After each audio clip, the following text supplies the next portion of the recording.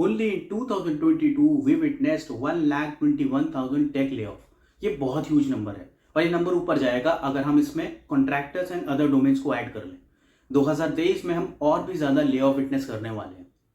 Lately we have witness that Google, Amazon, Meta, सारी बड़ी companies ने ह्यूज ले ऑफ करे। 2023 रियली स्केरी होने वाला है। ले ऑफ अब हमारी प्रोफेशनल जर्नी का पार्ट बन गया है और हमें उसके लिए तैयार रहना ही चाहिए। क्या आप ले ऑफ के लिए तैयार हैं? नहीं।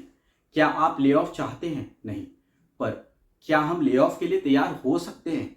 बिल्कुल हो सकते हैं। आज के इस वीडियो में मैं आपको हेल्प करने वाला हूं कुछ ऐसी टिप्स जो आपको हेल्प करेंगी अपने ले ऑफ से तैयार होने के लिए, प्रिपेयर होने के लिए, सो दैट आपको कोई नुकसान ना हो। So let's look at that. List में सबसे ऊपर आता है फाइनेंशियल प्लानिंग। बहुत असेंशियल है कि आप अपने हार्ड टाइम्स के लिए अपने फाइनेंसेस को जरूर प्लान करें। I have seen lot many people that by the end of the month जो लोग हैंड टू माउथ की कंडीशन पे आ जाते हैं, वो इसीलिए होता है क्योंकि वो अपने फंड्स को, अपने फाइनेंसेस को प्लान नहीं करते। सिंस वी अंडरस्टैंड कि फाइनेंस प्लानिंग कितना इंपॉर्टेंट है, let's see how we can do it. आप अपनी सैलरी को 3 पार्ट्स में डिवाइड करिए: expenditure, savings and investments.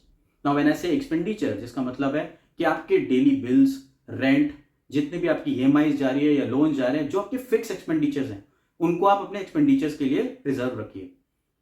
Looking at the savings, which means आपके फिक्स डिपॉजिट या सेविंग्स अकाउंट में जो आप पैसा डालते हैं उसे कहते हैं सेविंग्स। तो आप अपनी सेविंग्स के लिए भी जरूर अपना पैसा रखिए, क्योंकि सेविंग्स आपको हेल्प करती हैं आपके डेली एक्स्ट्रा एक्सपेंसेस के लिए। सो सेविंग्स भी जरूरी है। And the third one is investment. When I से इन्वेस्टमेंट, व्हिच मींस इन्वेस्टमेंट करके आपको हेल्प होगी आपके फंड को इंक्रीज करने के लिए, क्योंकि अगर आपका पैसा सेविंग्स में पड़ा है और वो बढ़ नहीं रहा, which means it is somewhere going down, यानी कि आप अपने पैसे को बढ़ा नहीं रहे हैं, कम कर रहे हैं। इसीलिए सबसे पहले बहुत जरूरी है कि आप अपने फाइनेंसेस को तैयार करें।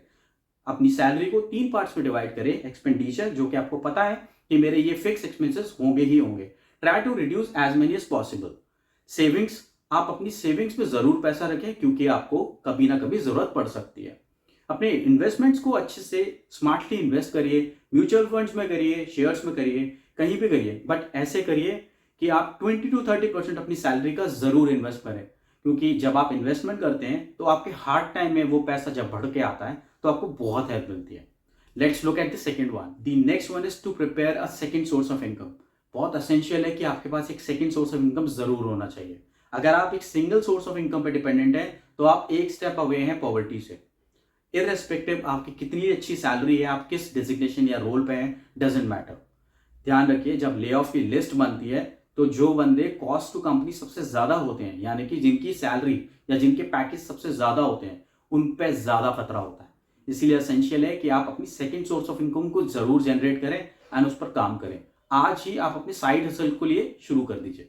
Let's look at the next one. The next one is to work on your learnings and skills.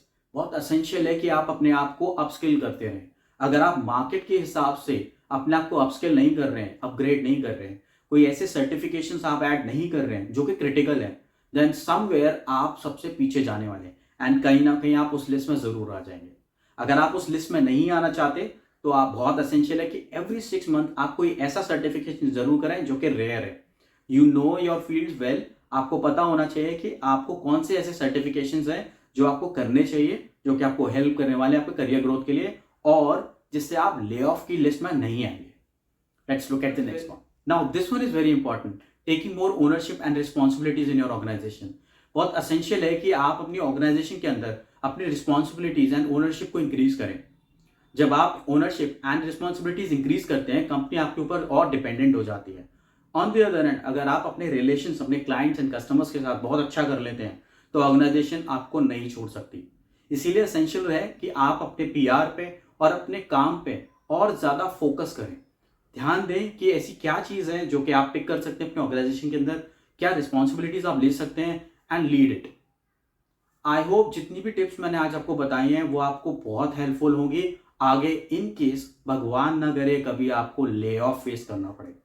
So all these tips which I have shared with you, please practice it effective today and I can assure you that you will be safe. I hope you liked my video. Please continue following me and see you in next video. Thank you so much. Take care.